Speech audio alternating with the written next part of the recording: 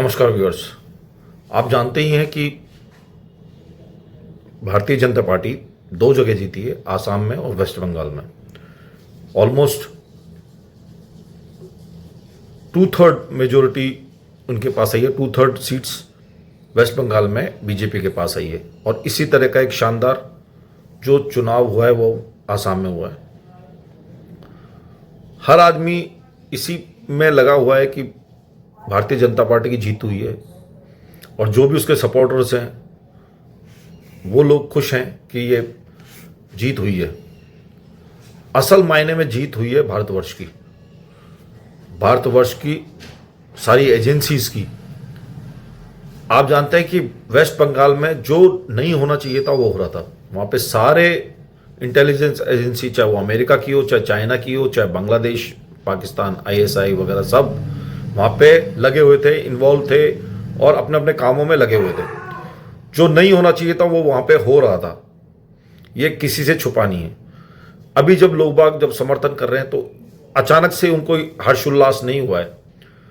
वो वहाँ पे बहुत सी यातनाएं झेल रहे थे, उनके मर्डर्स हुए, जो भी बीजेपी के सपोर्टर थे, जिसको डेमोक्रेटिकली जिनको राइट है कि वो किसी भी गवर्नमेंट को चूज कर सकें, सेलेक्ट कर सकें, उसको चुन सकें, यह अधिकार पूरा पूरा छीन लिया गया था वेस्ट बंगाल में। इसमें बहुत सारे मर्डर्स हुए हैं, लोगों के रेप हुए हैं, और जो नहीं हो सकता था, मार पिटाई, घरों का तोड़ना, बम फेंकना, ये सब इलीगल एक्टिविटीज वहां पे चल रही थी।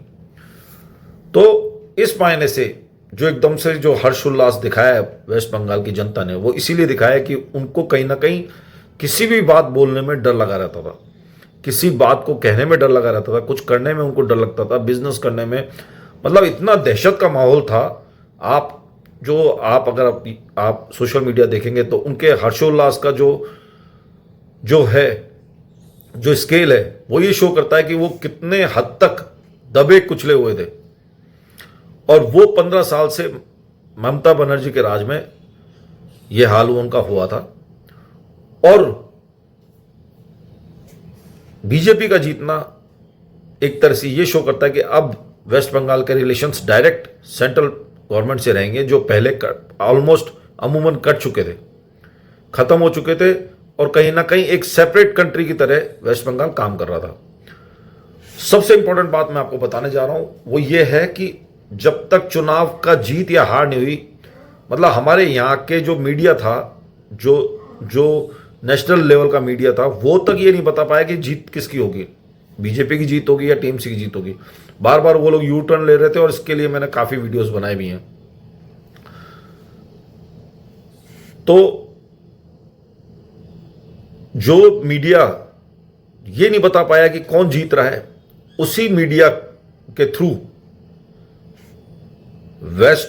बांग्लादेश की जो सरकार थी, बांग्लादेश का जो पार्लियामेंट था, उसमें ये पहले ही अनाउंसमेंट हो चुका था कि वहां पे भारतीय जनता पार्टी हारी है। यानी कि आप तैयारी कर लीजिए कि अब वहां से शरणार्थी आएंगे, रोहिंग्यास आएंगे, सब निकाले जाएंगे, सब लोग यहीं आएंगे वापस से बांग्लादेश में।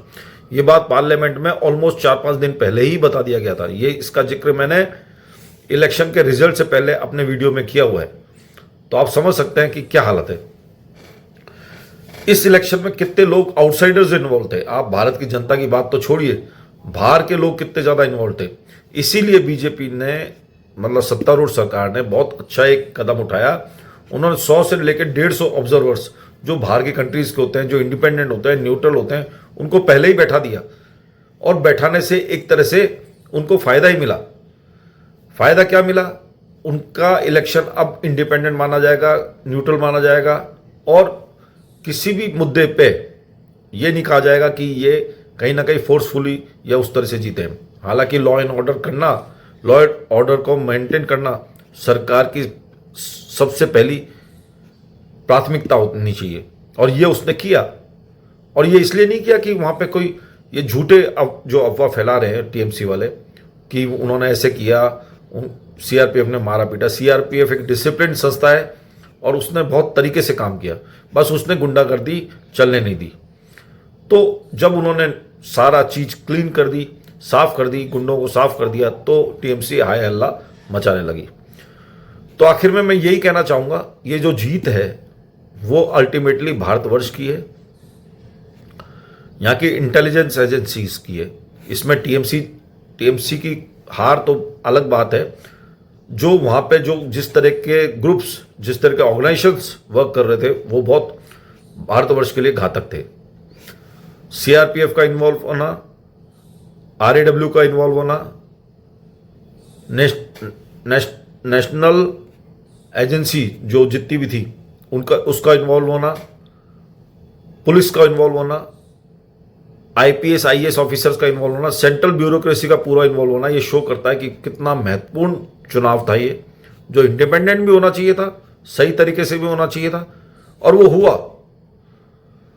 तो मैं ये बात कहना चाहता हूं कि भारत एक लकी देश है कि अल्टीमेटली वेस्ट बंगाल कंट्रोल में आया। अब वेस्ट बंगाल और असम सेंट्रल के कंट्रोल में रहेंगे तो वहां के जो सिलीगुड़ी कॉरिडोर वगैरह जो हैं, जो बहुत ही क्रिटिकल एरियाज हैं भारतवर्ष के, वो अब सेंट्रल गवर्नमेंट के कंट्रोल में आएंगे, आर्मी के कंट्रोल में आएंगे, वहाँ के डिफेंस के कंट्रोल में आएंगे और इंटेलिजेंस एजेंसी के कंट्रोल में आएंगे। वहाँ की सारी इंफॉर्मेशन मिलेगी और कंट्रोल रहेगा।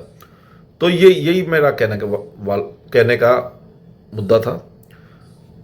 बहुत बहुत धन्यवाद। मेरे चैनल को लाइक करिए, सब्सक्राइब करिए और शेयर करिए। Thank you very much.